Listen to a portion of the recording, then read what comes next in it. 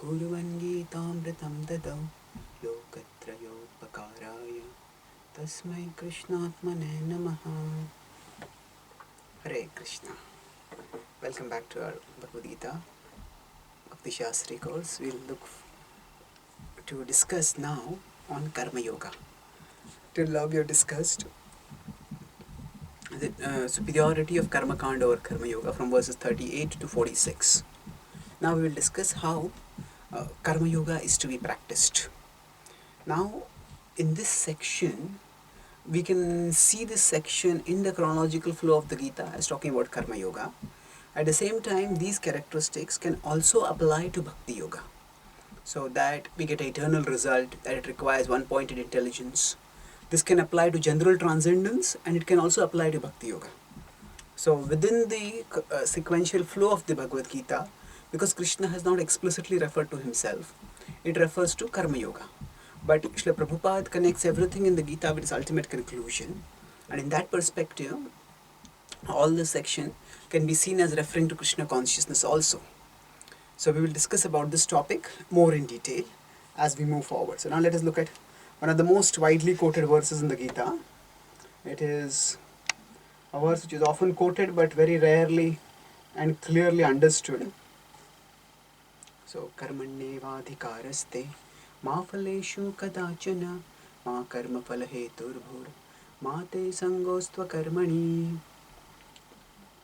Now, this verse, generally only 1/4 of it is quoted. Karmannevadhikaraste. But it has 4 parts. Actually, each of the 4 parts has a significance. Karmannevadhikaraste. That we have a right only to do karma. We have a right to do karma. Adhikar, authority. Right. Ma phaleshu kadachana. But we do not have a right to the fruit. We should not demand the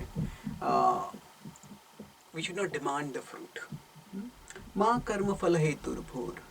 One should not think of oneself as the producer of the fruit. And then mate sangostva akarmani.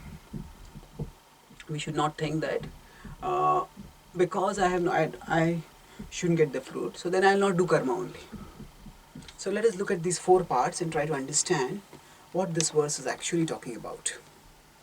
So first and foremost, Srila Prabhupada would often talk about half-hen logic based on a well-known traditional story that a person wanted a hen.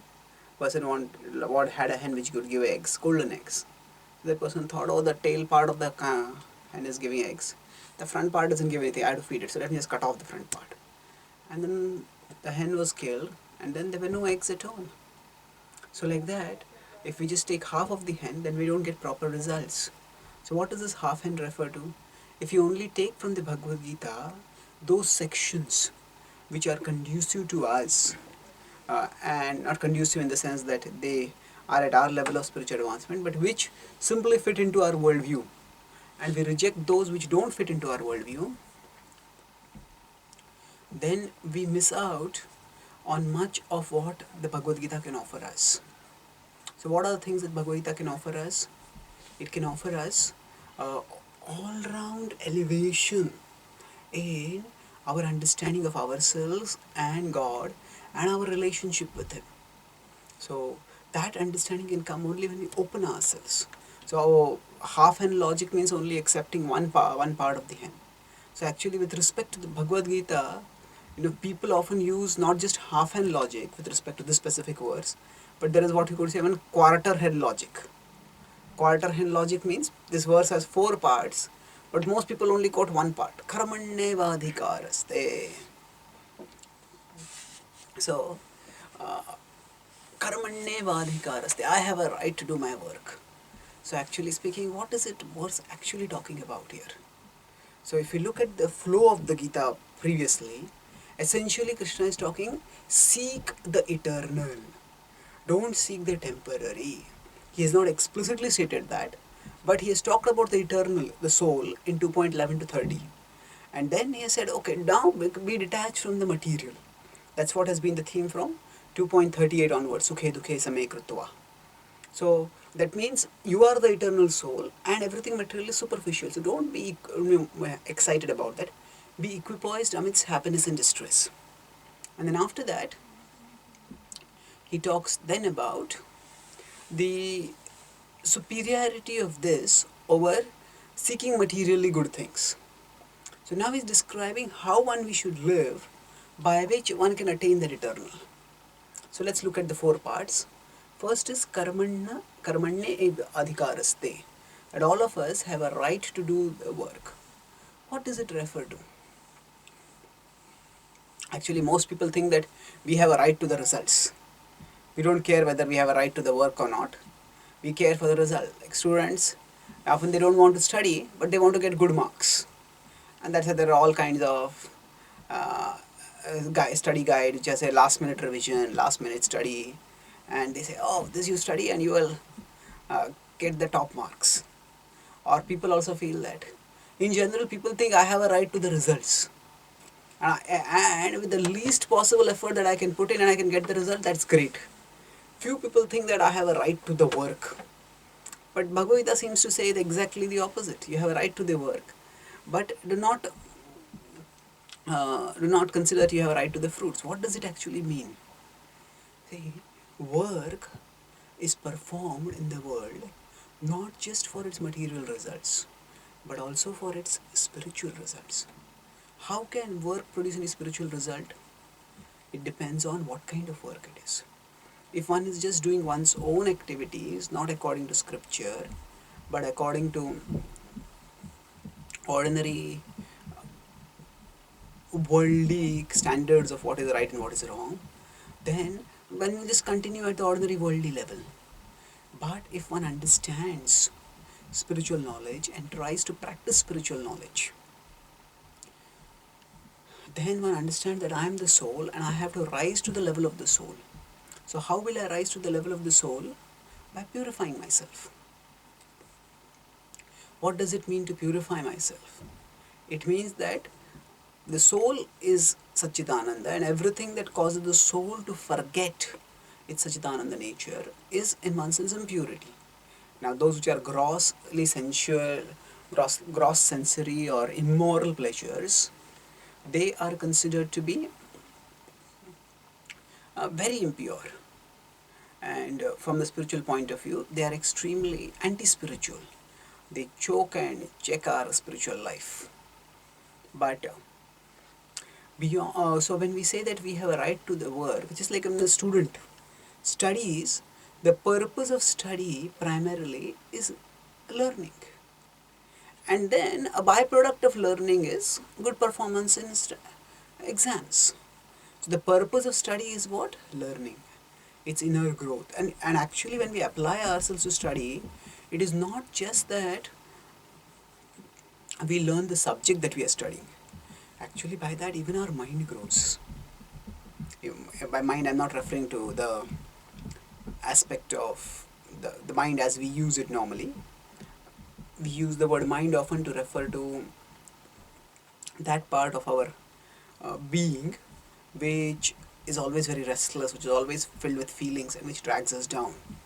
But the word mind is also used in a general sense in today's society, where people say Einstein was the greatest mind of the 20th century.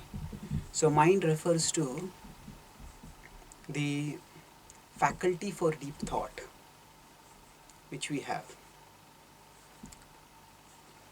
So when we talk about this, we have to clearly understand that by studying a person develops the thinking capacity, the reasoning capacity, the grasping capacity, and of course one gets a deeper understanding of the subject, and all this as a byproduct leads to the acquirement of good marks. Similarly, when we work in this world, when we do our spiritual duty, or do our worldly duties with a basic spiritual understanding of life, then that enables us to grow in our inner understanding. That enables us to develop our knowledge. So when I act with detachment, then by that action, my understanding that I am not the body, I am the soul increases. How is that? Because there is action. and that action leads to transformation internally. So the purpose of action primarily when one is practicing yoga is not just acquisition of the fruit. The purpose of action is the growth of wisdom. So when a person acts in knowledge, then knowledge deepens further. So when a person, Brahmana, performs the Brahmanical duties, the Kshatriya performs Kshatriya duties, then now naturally when they work, obviously every work is done with some result which is objective. So now ma phaleshu kadachana, it doesn't mean, this verse doesn't mean that one not care for the result. So for example, now when we are uh, assembling for this Bhakti Shastri course, now if we start thinking, I don't care whether I understand the Bhagavad Gita or not, ma phaleshu kadachana. Or if we are cooking prasad for big festival, Janmashtami festival, say, and the cook says, Ma phaleshu kadachana, I don't care for the result. So whether the sugar tastes good or not, whether sweet tastes good or not, whether puris are half fried or properly fried or over fried, I don't care. Ma phaleshu kadachana. Is that a correct understanding of the Gita? If that were what Krishna meant, then Arjuna could have said, I will fight ma phaleshu kadachana. Whoever wins, I don't care. So that's a very simplistic understanding, and actually it's not even an understanding, it's a misunderstanding. So Mahaphaleshu Kadachana doesn't mean that one shouldn't care for the result at all. Actually, for most of us, it is the desire for the result that motivates us. And that's not wrong essentially, if we seek a particular result. But the idea is, we do our duties not just for that result. We do our duties because we know through that we'll get purification and illumination. So when a devotee cooks for Krishna, now when all of us are coming for studying the Bhakti Shastri, what is our goal? By this we want to become purified.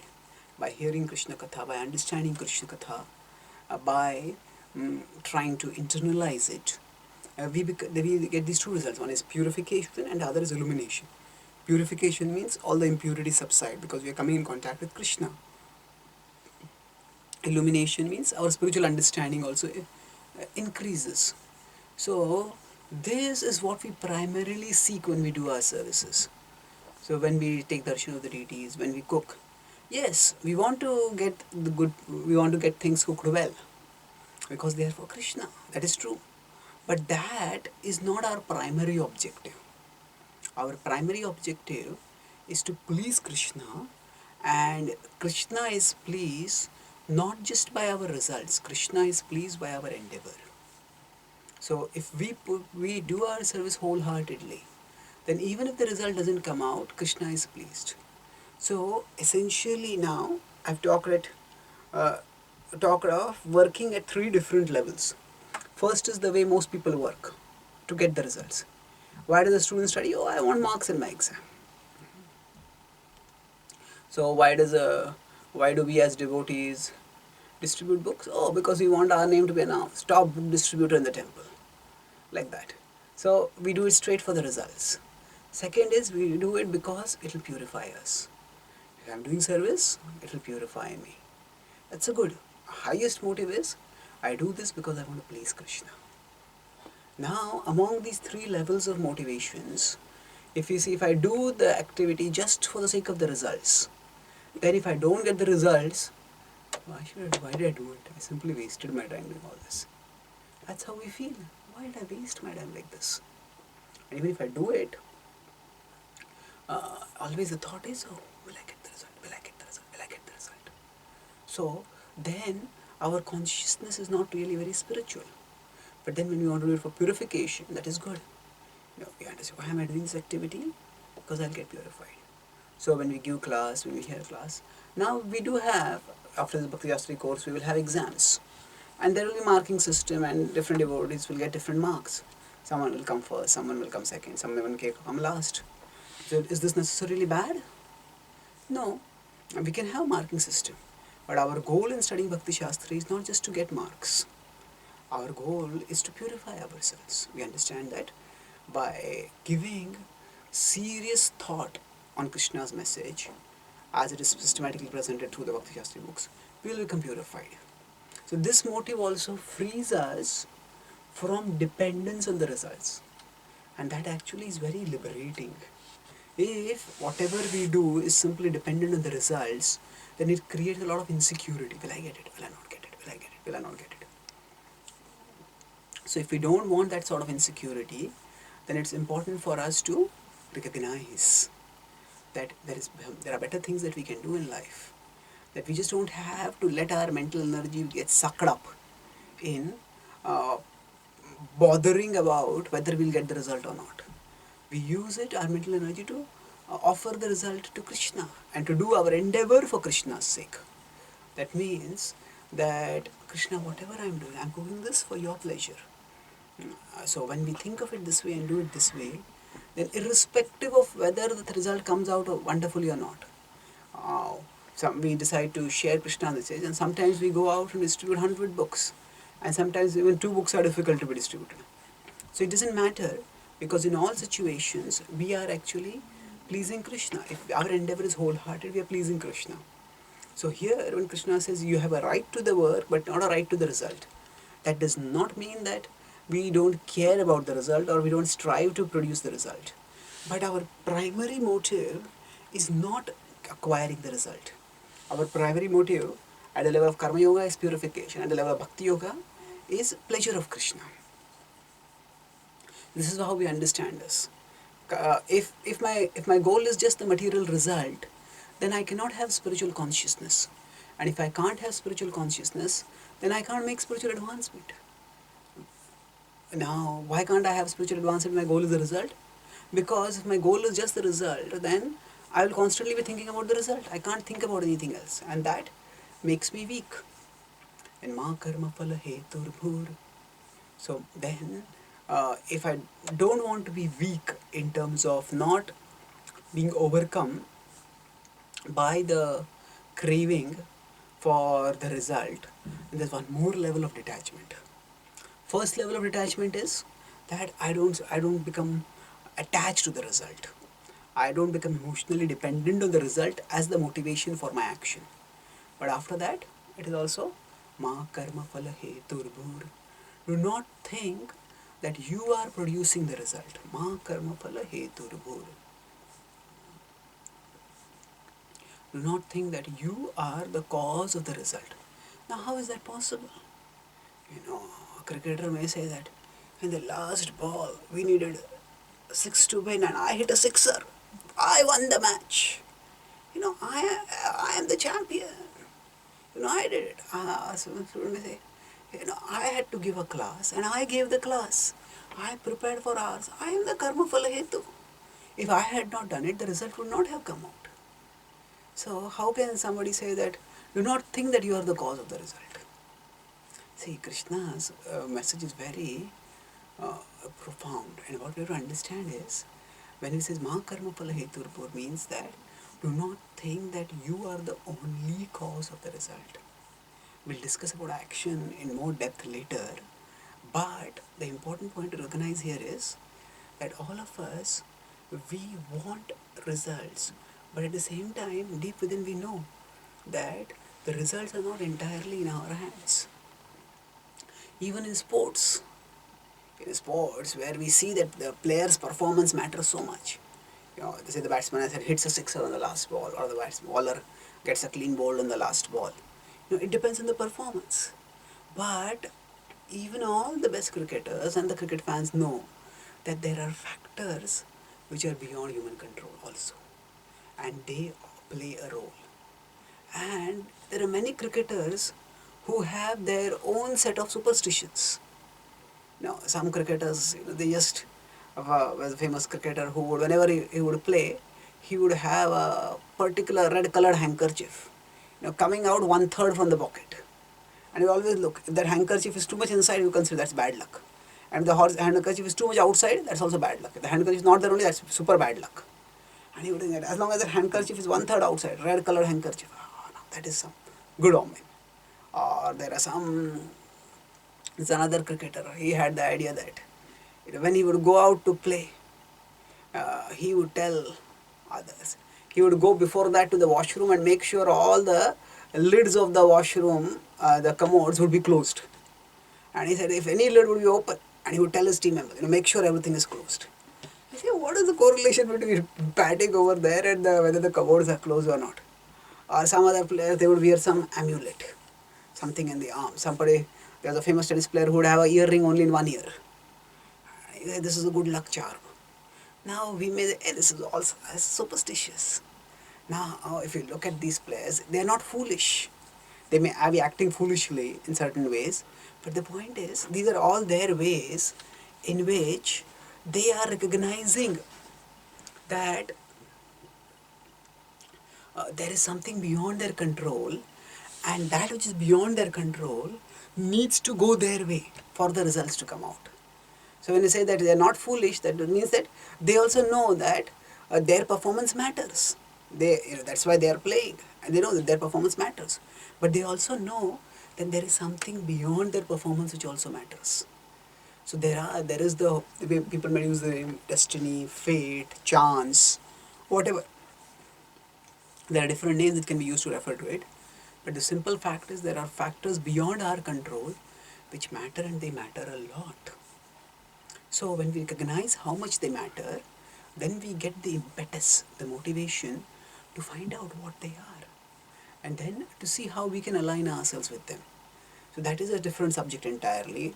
It's not that by these superstitious sort of activities, those higher powers, whatever is their factors beyond our control, they will align with us.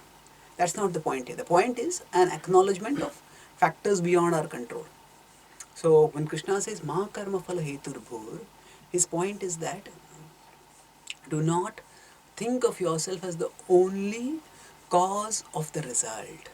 Recognize that there are other factors involved. So to the extent we think that we are the cause of the result, to that extent we will become bound. And to the extent we don't think of ourselves as the cause of the result, to that extent we won't become bound. Ma karma phala heturbhur. So that means the two levels of detachment are, first is, don't work just for the sake of the results. And while working, don't think that I am the cause of the results. So if I think I am the cause of the results, then I identify myself with the specific ability, the specific talents that I have. So if I think that if I give good classes, then I start thinking of myself as a preacher. And that's an identification, which is different from my identification as a servant of Krishna. So of course, I am doing the service of preaching, and in that sense I am a preacher. But I have to remember primarily that I am a servant of Krishna.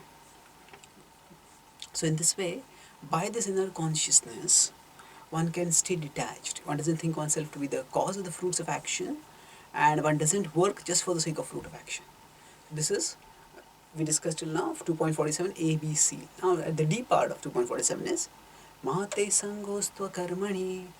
So do not be attached to not doing one's work. What does this refer to?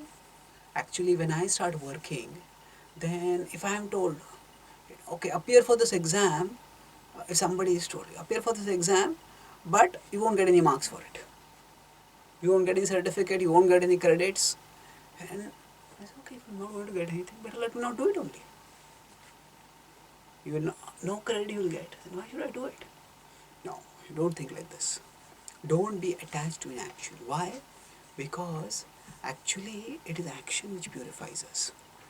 So when I study, when I work in yoga, my primary goal is to connect with the higher spiritual reality, which is manifest at the topmost level in Krishna. But the primary goal is to connect with Krishna. And how will I connect with Krishna? Only when my consciousness is not obsessed with temporary material things. So if I'm just inactive, then I'm not actually engaging what Krishna has given positively. And it is not artificially possible to directly think of Krishna constantly. We have to think of Krishna generally through rendering service to him. So it is service which purifies us, it is service which elevates us, service which liberates us. So Mate Sangostva Akarmani. So let's look at these 4 points once again to understand this verse. Karmanneva adhikaraste. We have a right to do work because the prescribed duty that are given for us, they all purify us. Mahaphaleshu kadachana. Do not be caught up, obsessed in the result, because then that will not allow us to be spiritually conscious, Krishna conscious. Do not think that we are the producers of the result. Why? Because then we will identify with our material skills, material abilities, and material identity, and forget our spiritual identity and forget Krishna thereof. And then do not just be attached to inactivity, because inactivity will not purify us. It is engaging our body, engaging our mind, engaging our speech in yoga, in Bhakti Yoga, will purify us and elevate us. So now, this is like a sutra-like verse which contains a very profound depth of meaning. So let's look at the next verse now. After Krishna described this, Yogastha kuru karmani sangam tyaktva dhananjaya siddhya siddhyo samo bhutva samatvam yoga uchyate. So Krishna says, Yogastha, become situated in yoga. So Krishna has used the word yoga earlier in 2.39. Esha te bhita sankhe buddhir yoge tvaimam shrunu. Here's the word yoga.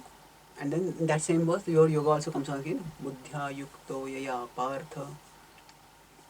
Buddhya yukto. So yukto is a variant of yoga. So what is this yoga? Krishna said, Yogastha.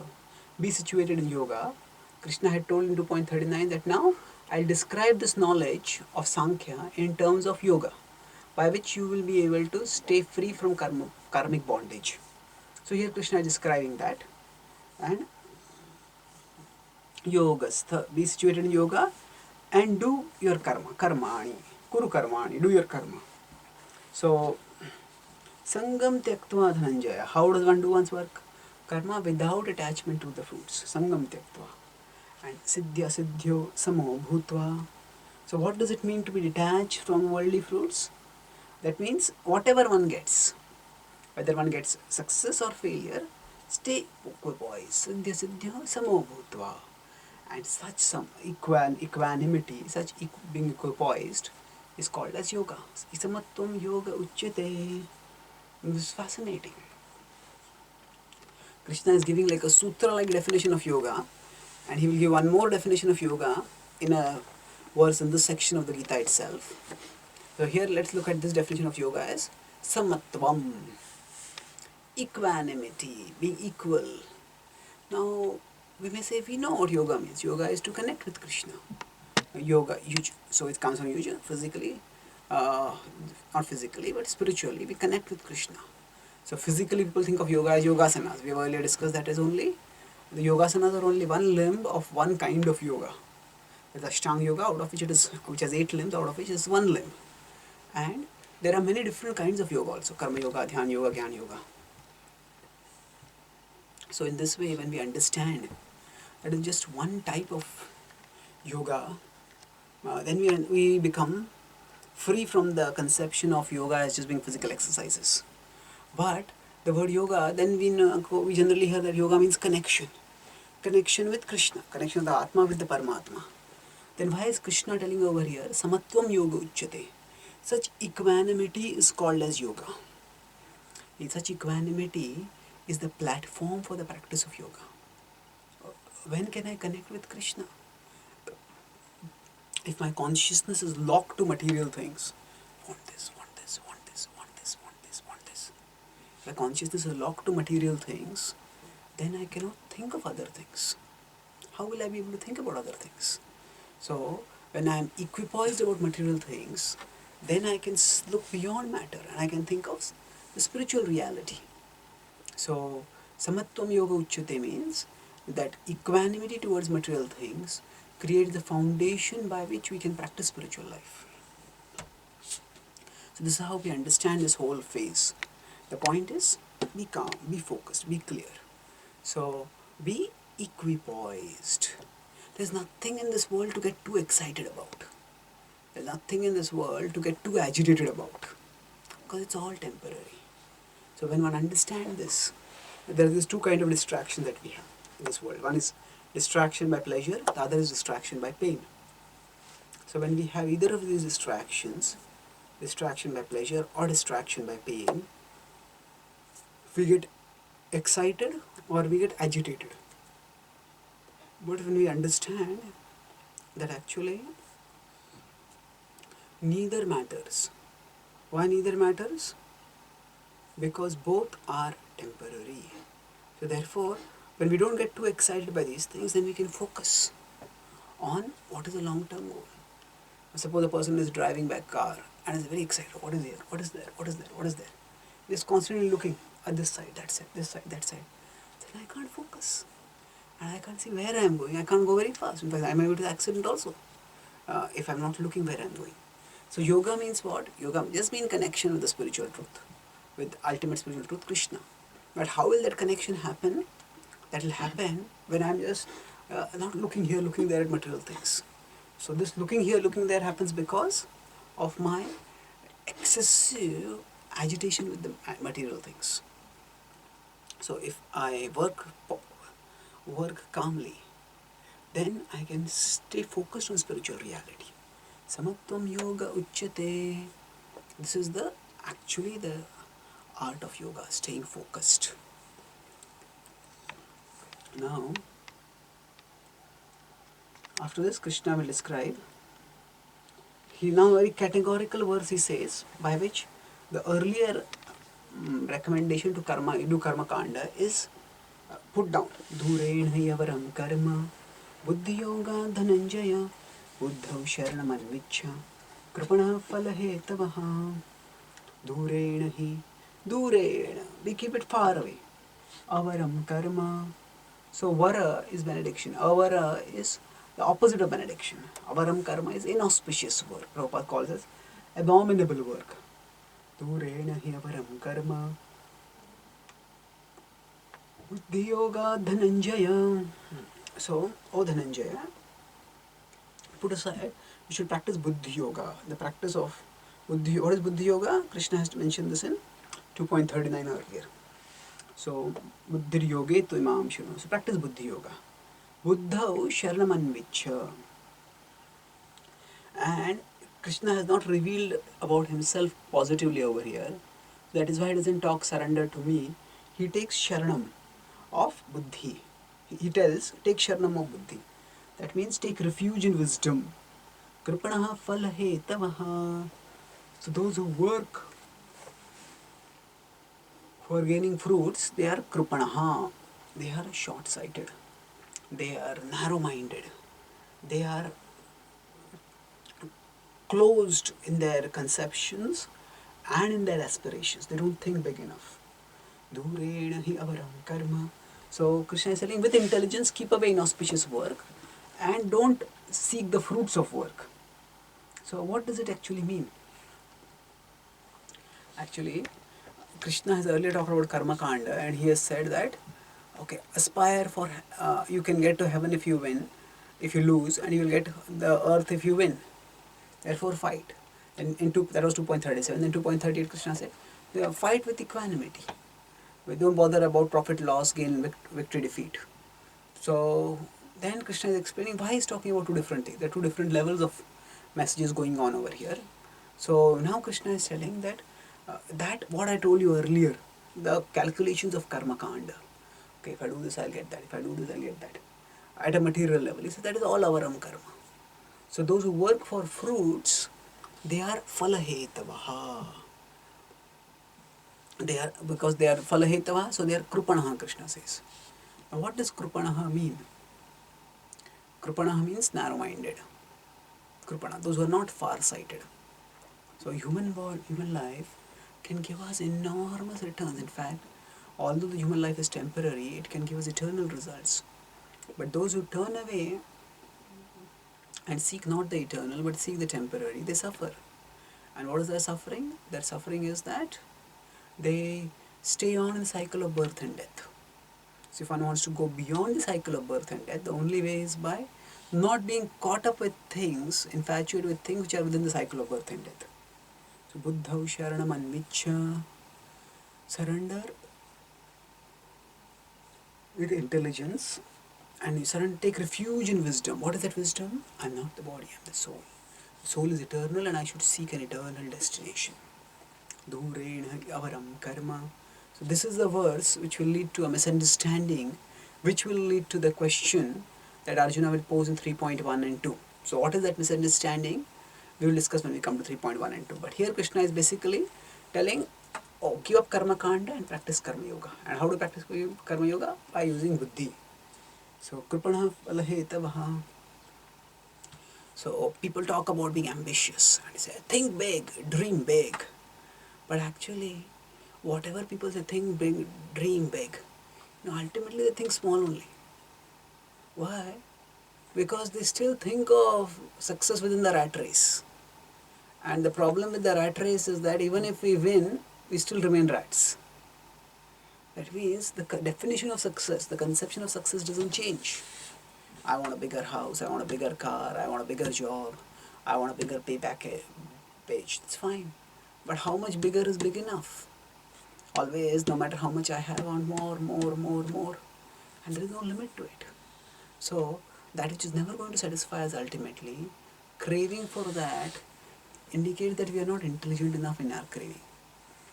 We can choose either infinite longings or we can choose longing for the infinite. We can choose infinite longings. I want a car, I want a cell phone, I want a house, I want this, this. We can have infinite longings which will never be fulfilled.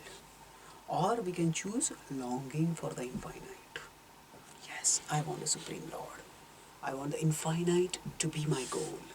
So these are the two choices which we have. We can either have infinite longings or we can long for the infinite. So when we are kripanaha, when we chase the fruits, no material fruits are going to satisfy us. So when we chase the fruits, we condemn ourselves to misery and suffering. We condemn ourselves to perpetual dissatisfaction in the material world, where also we get the misery of repeated birth, old age, disease and death. So therefore, instead of choosing infinite longings, one after another, no matter how much I get, the longings will go on forever and ever. We can long for the infinite. We can redirect our desires towards Krishna, towards the Supreme Absolute Truth. That is intelligence. That is the intelligence which Krishna is saying, Buddhav Sharanam Anvichya. Now, in the next verse, 50th, Krishna will give another definition of yoga. Buddhi yukto jahatiha ubhe sukrita dushkrite tasmad yogaya yujyasva yoga karmasu kaushalam.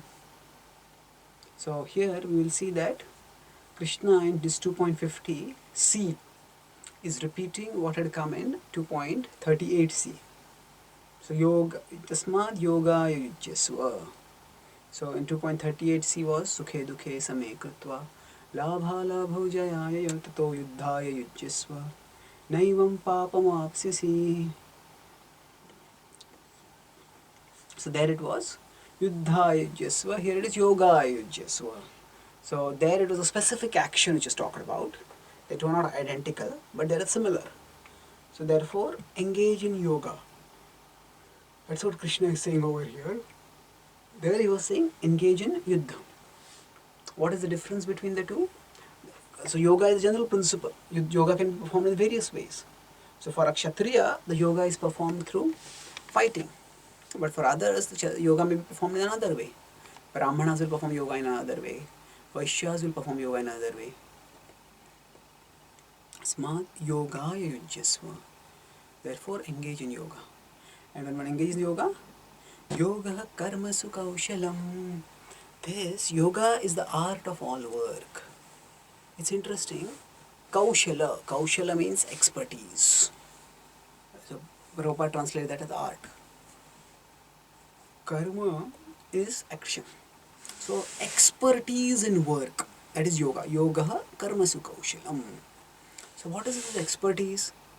Is it that somebody says a very brilliant guitar player, and that person says, I play guitar and I feel spiritual when I play guitar.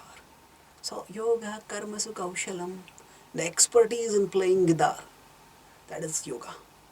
Or some football player says that when I see the goalkeeper and I see the goal, and I see my foot and I see the ball. And then when I hit the ball and it goes into the goal, then that is how I attain samadhi. I forget everything else. I go into yoga and that is my samadhi. Is that so? Different people can be expert in different things.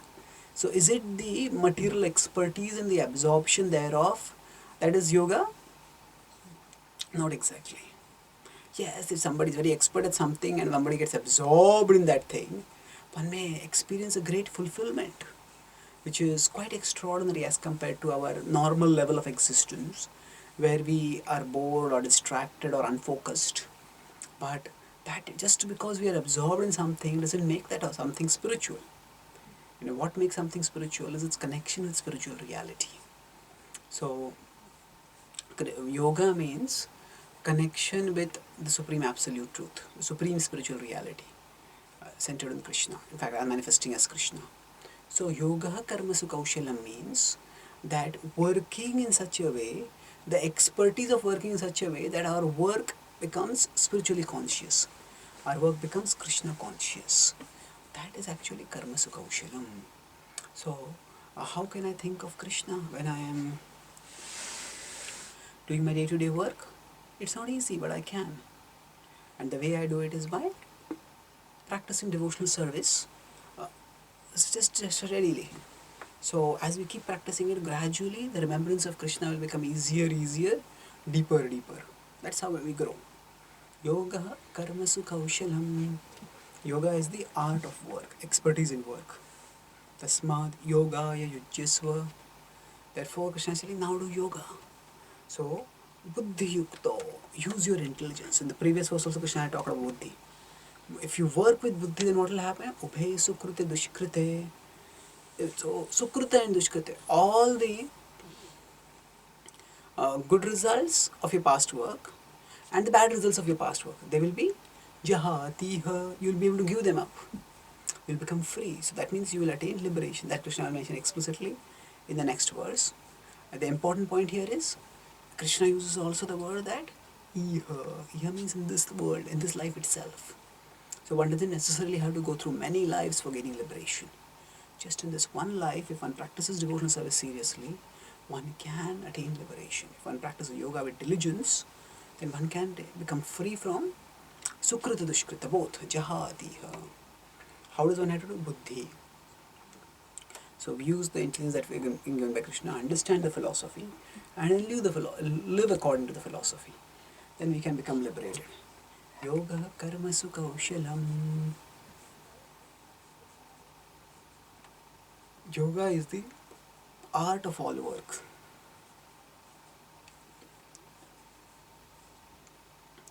Buddhi yukto jahatiha. When we work according to buddhi, then we can become liberated. So now after describing this, Krishna will describe in the next verse something deeper. The first time now in the Bhagavad Gita, Krishna will refer to a destination higher than Swarga, the destination of liberation. Karmajam buddhi yuktahi palam tyaktva manishinaha janma bandha vinirmuktaha padam gacchantya. So karmajam buddhi yuktahi.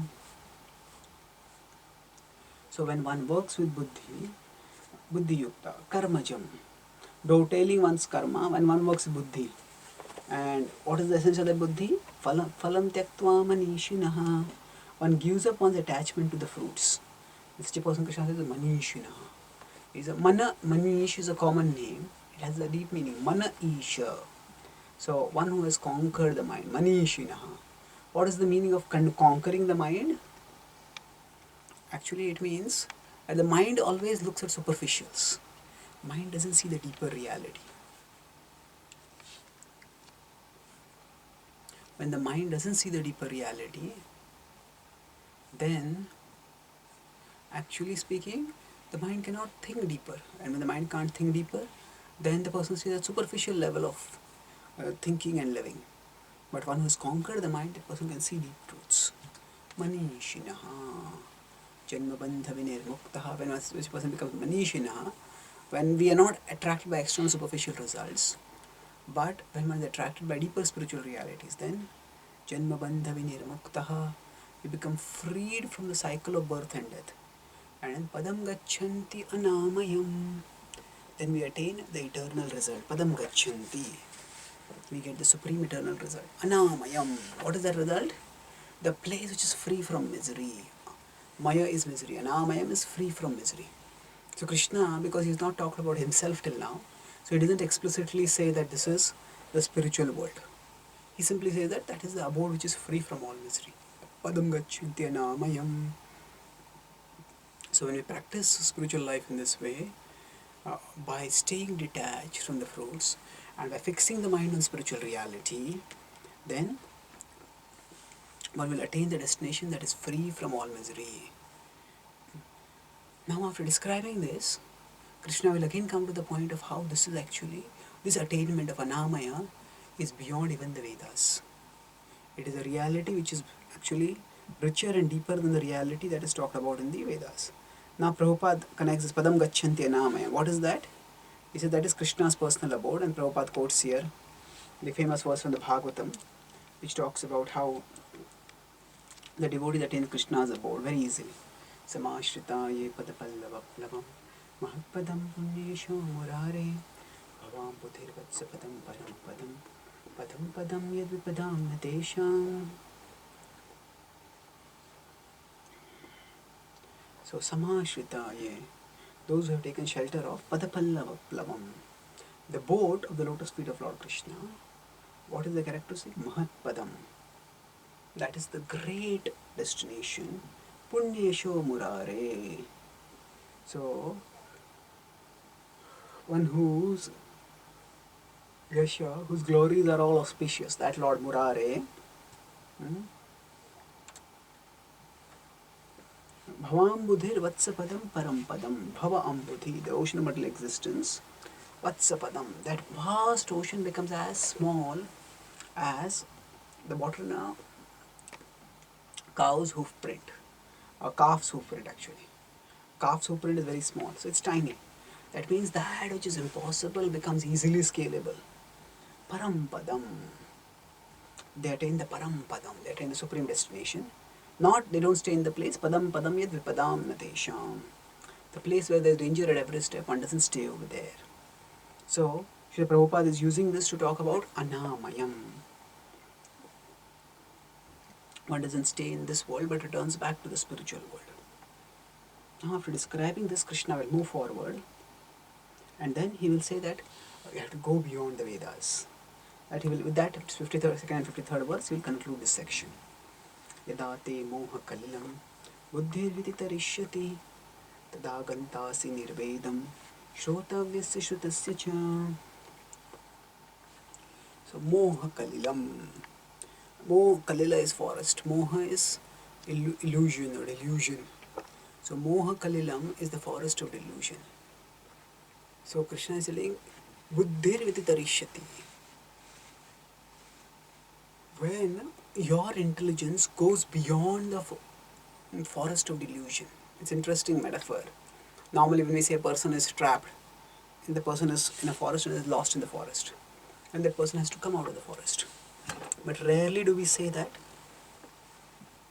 not just the person is trapped, actually the whole, the person's intelligence is trapped. So material existence is the trap. It's not just so much of a physical trap. You know, sometimes you have a physical trap, not knowing where to go. But all of us, we are at an intellectual trap. In the sense that we don't know what should I do, what is the goal, what is the way to the goal. Sadhana and sadhya is not clear. So the intelligence is trapped in the forest of delusion. But when buddhi viditarishyati, when buddhi goes through that intelligence, crosses beyond it, tada gantasi nirvedam. So at that time, one will become indifferent to what? Shrotavyasya shrutasya cha. One will become indifferent to all that one has heard in the past or all that one will hear in the future. Essentially, Krishna is saying over here that one will become free from misery. From how? What kind of misery? The misery of false hopes. What are these false hopes? Shrotavyasya and shrutasya. So these refer actually to the not just worldly, sensual things which are we hear in the traffic of this world while traveling around. It also talks about the scriptures. Even in the scriptures, there are promises of sensual pleasures. There are promises of heavenly pleasures. So, Shrotavyas, you may have heard in the past about all these pleasures which are talked about in the scripture.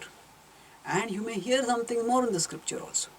But what is this? This is all in the Vedas. And Krishna already said, Vistraigunyo bhava Arjuna. Go beyond these. So Krishna is telling over here, don't get caught in these things. Go beyond this. And you will, when you go beyond this, tada yogamavapsyasi, at that time you will attain yoga. So this world is always making us excited by hopes of happiness. Hey, this cell phone, this car, this house, this will make us happy. And these promises come not only in the advertisements that we see around us in the world, but they also come in the scriptures. In the Karma Kanda section, there are profuse promises of sensual pleasures. One Western scholar has called the Rig Veda as the world's most materialistic religious book. Why is it the most materialistic religious book? Why? Because there are so many promises of material pleasures given over there. Now, of course, there is spiritual things also talked about, but the primary thing is that the Vedas have multiple levels of teachings, and Rig Veda, the Vedas themselves are teaching Karma Kanda. And when they are teaching Karma Kanda, the focus is on Sanskarification. So, Bhoga and Aishwar, that's what we talked about in 2.43 and 44. So, when one has these promises, oh, I'll get power, I'll get enjoyment, then once Krishna said that once you actually are no longer excited by these promises.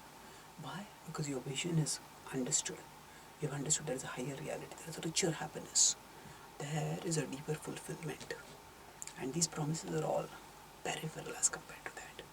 So, when one is no longer agitated by the promises of pleasure, even if those promises of pleasure come in the scripture, if those scriptures are talking about better material pleasure in other lokas, then that is all peripheral, and one should not get caught up in that. So, Shrotavyasya Shutasya cha, when one becomes indifferent to all that one has heard and all that one will hear in future, then one has tada yogam tada gantasi nirvedam yogam amapsasi. Krishna will say in the next verse. But here, he said, when can you know that you become free from illusion? When your intelligence has gone to the forest of delusion, scale that forest. What does it mean to say the intelligence has scaled the forest?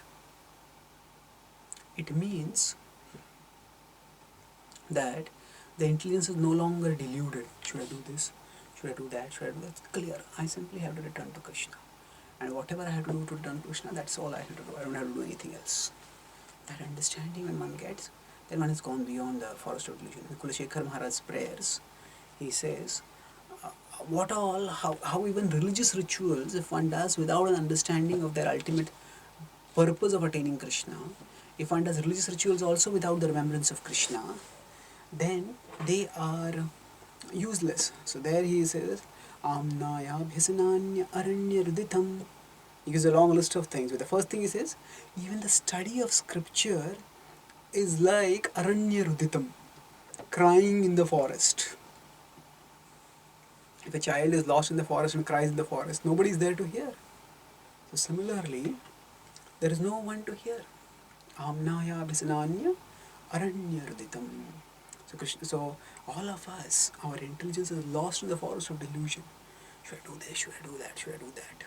And even when we practice devotional service, it's not necessary that we have come out of that forest of delusion. We may still be in that forest of delusion. We are trying to come out. When will we come out fully? When we are no longer attracted by the promises of pleasure, material pleasure. Either it will be in this world or in the next world. Next world doesn't mean spiritual world. Here it refers to Swarga. Shrotavyasya Shutasya cha. Then one will be free from temptation. And then, now Prabhupada gives an example of this consciousness in the prayer of Madhavendra Puri. How? Shrotavyasya Shutasya cha. One doesn't care for any worldly rituals, even if they are religious rituals. So, Sandhya Vandan Bhadramastu Bhavato Bho Snanatubhyam Namo Bho Deva Pitarascha Tarpan Vidhavna Kshama Ksham. वापि निषद्य यादव कुलोत्तमस्य कंसद्विषः स्मारं स्मारमघं हरामि तदलं मन्ये किमन्येन मे. So here he is saying that all the normal activities which a person who is following Vedic Dharma should do, so a pure devotee of Krishna, a person who is constantly and spontaneously thinking of Krishna doesn't have to do all this. So Sandhya Vandana, so there is this Sandhya Vandan, the Gayatri is done 3 times a day. Sadhakas have to do it. But once one has, I offer I don't, all glory to you. Bhadramastu. Bhadramastu means be good unto you. So he says, yeah, you're good, but I'm not interested. That's what he said. Bhautobho snanatubhyam namo. He says, okay, what about the practice of taking regular bath? Yes, obeisance to you. I respect you. Deva pitrascha tarpan vidhau. So, what about worshipping the gods and the ancestors? He says, Naham kshama kshamyatam. I cannot do it, please forgive me. So he's not entirely rejecting them, he's respecting them, but he says, respect from a distance. I won't do this. Yatra kvapi nishadya kadav kulottamasya kamsadvisha. So he glorifies Krishna in 2 ways. Yadav kulottamasya. He is the best in the Yadav dynasty and he's Kamsadvishaha. The enemy of the Yadav dynasty was Kamsa and he killed Kamsa. So, and he is Agham Harami. He is the destroyer of all sin. So, Smaram Smaram. So, wherever I said, Yatra Kvapi Nishadya, wherever I said Smaram Smaram, immediately I remember that Lord Krishna and Tadalam Manye. I think that is good enough for me because he is the remover of all sins and remembering him will remove all sins. So, therefore, Kimanye Name, I don't need anything else. So, Prabhupada gives this example from a Vaishnava Acharya explaining how a devotee who is remembering Krishna doesn't have to do any other activities. And the same theme now Krishna will repeat and elaborate in the last verse of this section. Shruti vipratipannate yada sthasyati nischala samadhavachala buddhis tada yogamavapsyasi. So, Shruti vipratipannate, even when one hears from scripture, and what one hears, something which is different from what has been taught till now. So, vipratipanna, till now one has heard about the so many fruitive activities and their results. Now one hears about the eternal spiritual truth. And after hearing about the eternal spiritual truth, then if the Shruti is saying something else, vipratipannate. If somebody hears something else about the fruitive activities, tasthasthiti nischala. Actually, one stays nischala, fixed, unshaken. Then samadha, achala, buddhis. One is not shaken by this, but one stays fixed. Like in samadhi, achala buddhis. So it's interesting, Krishna is not saying achala mana. Samadha, achala buddhis. So actually, our mind becomes deluded because our intelligence is deluded. Once our intelligence is completely fixed, then the mind will also not be able to shake us. The mind may shake a little bit, but the mind will not shake us too much. So, achala buddhis. And the waves will come, the waves will shake the boat, but if the boat is strongly anchored, then the boat will not shake so much. So, similarly, samadha achala buddhis. Once we are convinced that Krishna is the ultimate goal, then the intelligence will never be shaken. Tada yogamavapsyati. At that time, you can know that you have attained yoga. So here Krishna is giving the characters of yoga. Be undisturbed by everything material. Then you can stay fixed in the spiritual. And when you are undisturbed by everything material, then you can also know that you are fixed in the spiritual. So, in this way Krishna has talked about how to practice karma yoga by staying equipoised among the material ups and downs and staying fixed on the spiritual reality. So we'll continue in the next class. Thank you very much. Hare Krishna.